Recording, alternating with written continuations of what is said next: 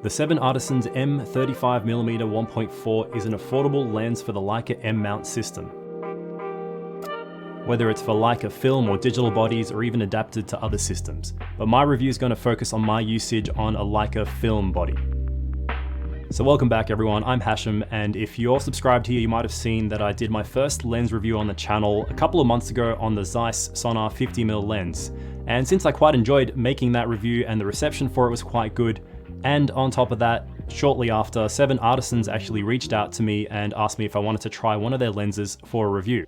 And so we have another lens review on the channel here today. Now in the interest of full disclosure, this video wasn't sponsored by 7 Artisans or conditional upon their approval or any particular opinion, so I'm going to be honest with what I think about the lens. However, they were kind enough to offer to send me a copy of the lens for review in exchange for making this video and them being able to share it through their channels. Now this video will be organized into different sections and chapters on the timeline below or in the description, so you can feel free to skip ahead to any particular sections if you like.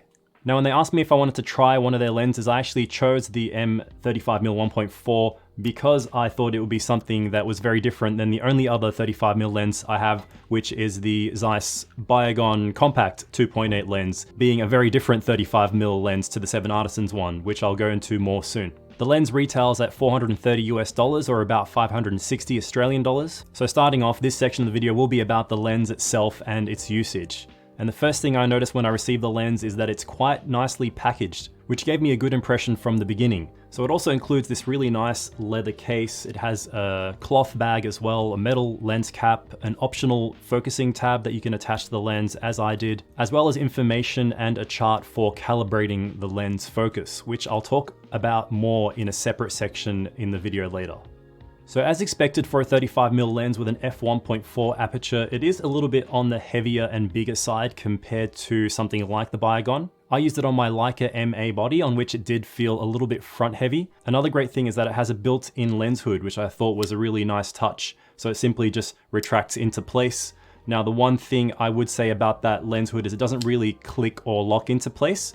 So the hood does hold fairly well when you have it extended, but at the same time I found that it is pretty easy to accidentally just tap it back into place and for it to retract by accident. So I think one thing that would have made this lens hood perfect is if it actually somehow locked into place or was just a little bit firmer when it was extended to prevent accidentally becoming retracted again.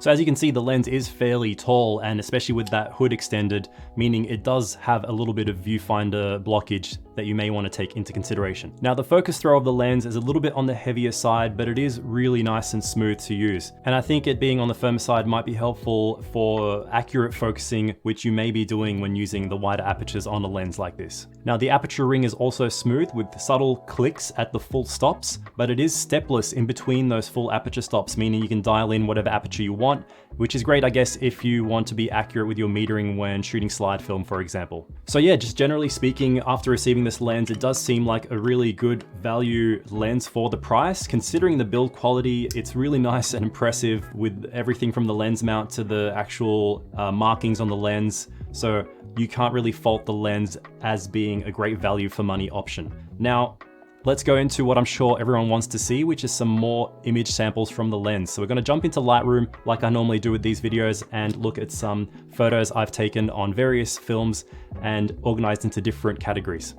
Alright, so the first thing I think everyone wants to look at is some shots at the wide open end of the lens and just some general wide aperture and low light attributes, which I think is what a lot of people might be looking at getting this lens for. Alright, so in survey view here, you can see I've got a few portraits, and I'm starting off with an indoor portrait of Sarah that I've got here taken on Kentmere 100 black and white film. And you can already see at f1.4, this lens does have a really nice rendering of the background, very smooth and sort of character look. But perhaps a little bit like the Zeiss Sonnar lens that I reviewed previously, it is quite a character lens as opposed to something like the planar series or other lenses.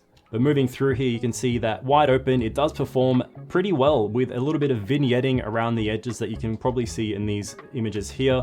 But otherwise, when you nail the focus, there's plenty enough sharpness in the center, as much as I'd ever want anyway. And with another portrait here, you can kind of see that there is, especially at 1.4, the chance to miss focus ever so slightly, as I did in this example, especially when you have a moving subject. and also when your subject is a little bit more stationary and you don't have much available light, as I did with this portrait of Sarah in the evening with very low light, but still managing to get a nice focus shot with plenty enough detail in the center, but a really nice, smooth and almost dreamy out of focus rendition of the background and some of the foreground. All right, so moving through a few more wider aperture examples here, you can see this photo of a cat at a cat cafe that we went to at around f2, and another few portraits here that I have of a guy who was really nice enough to let me take his portraits at this store that I dropped into, which is a sort of a Japanese denim and clothing store. Good subject to background separation, with these images being on Fuji Superior 400. And with a couple of closer portraits, I decided to step back and do a full body shot here, which you can see again worked quite nicely. And just another sort of wide aperture shot here of Sarah's motorbike. And this shot was just taken when I was first testing the lens just to check the focus accuracy. Now, if you do like to shoot a bit of night photography, this is a great lens to carry around for something like night street scenes like this one. And with this next shot here, which I found really nice in terms of the rendition of the foreground out of focus areas into these two sort of empty seats here, the way the lens handled it at f1.4 was really nice. And I think this will be a great lens to use to walk around if you like to shoot documentary stuff in low light situations.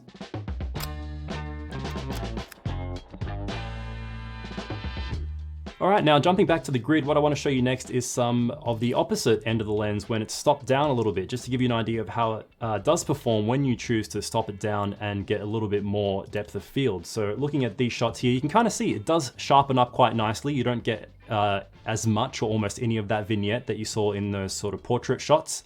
And if we open one of the shots here, you can see that it is plenty sharp and detailed throughout the lens, especially around the center. You can see maybe a tiny bit of softness around the corners, but I honestly wouldn't complain using a lens like this, as with these few shots that I'm just gonna sort of click through here.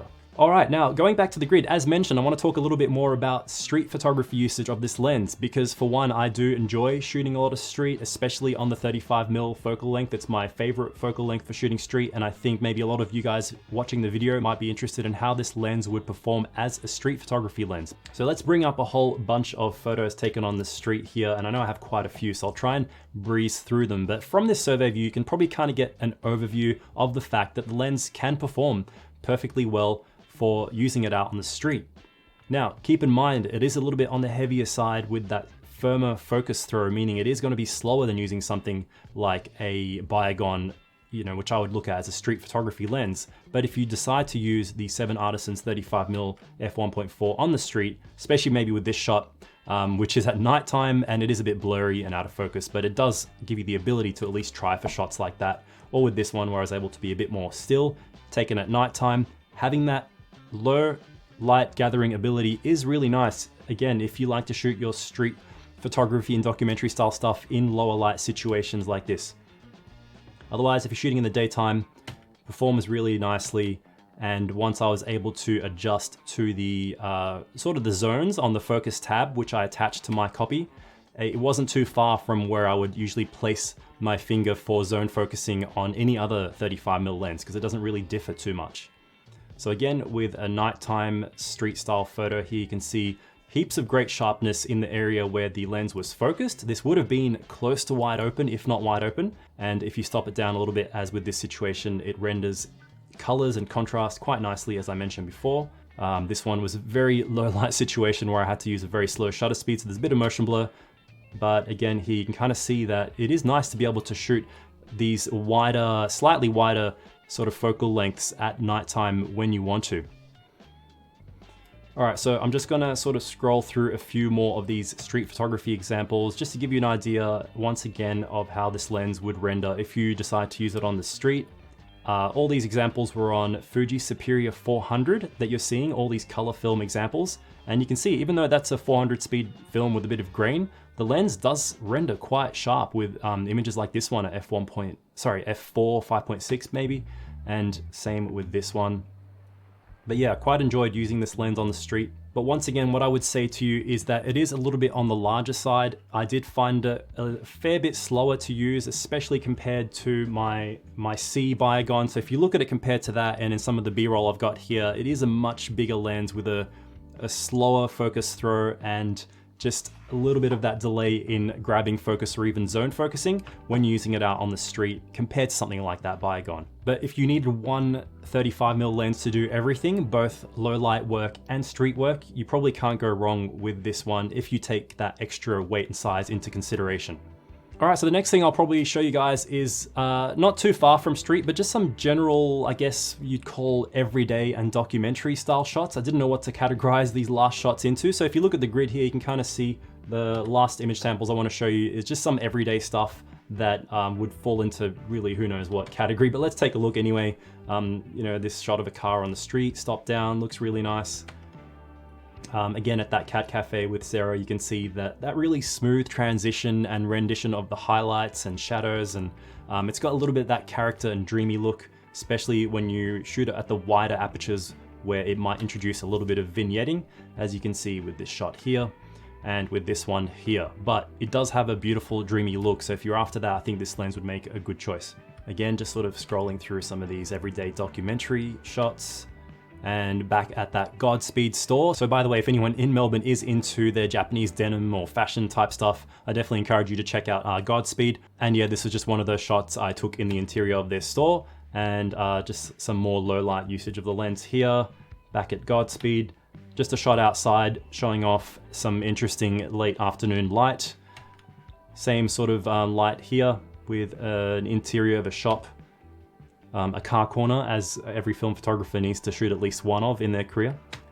And just some more sort of detail shots showing the just the sharpness of the lens really when you stop it down. You can see so much detail in that wall here, despite the slightly grainy film. And with one final shot here of a nice classic Toyota Celica parked outside of a great coffee shop in Melbourne called Labajo. All right guys, so as mentioned, speaking a little bit about that focus adjustment aspect that I mentioned earlier, this lens does come with the ability to adjust the focus by using a screwdriver and adjusting some of the bayonet or something at the back of the lens there near the mount. But I found, even though I wasn't sure if mine was calibrated, that it didn't end up needing calibration. And this is a little bit difficult, especially when you have a film body, because you don't have the ability to just snap the lens on, aim at the focus chart and check the focus. So what I had to do, and what I would advise anyone in the same situation to do, if you don't have access to a digital body, is to put a focusing screen on the film plane of the camera, as I did, as you can see in some of this B-roll here. But that gave me the ability to see if what the rangefinder was focusing on is what was actually being projected onto the film and was actually being focused on. And I found that it was pretty much accurate, as I showed you with that example earlier where I just took a shot wide open of the little film box. I didn't notice any focus shift per se, but it is something to take into consideration if you're buying this lens for usage on a film body. But it is at least worth mentioning that you have the ability to dial in the focus of the lens to match your Leica M rangefinder body, which always might have a little bit of room for error and matching up with the lens you're using.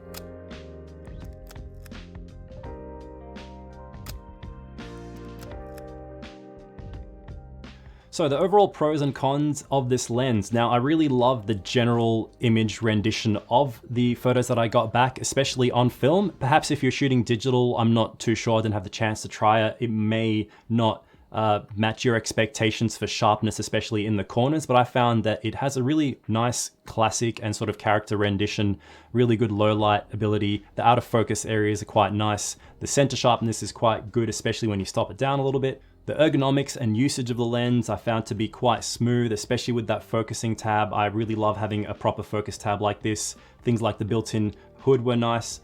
The packaging as mentioned, but perhaps the biggest pro of this lens is the price. The value for money. If you decide to get a 35mm f1.4, you'll probably see that some of the other options out there like the Summilux are going to cost you a lot more than this lens. So you'd have to question whether or not you're getting whatever it is 10 times more value out of a lens like that, especially if you're shooting film and you don't have that ability to really get every little bit of resolution out of the lens. So I think the value for money is the best thing about this lens, considering the great performance that I got out of these samples that I showed you here.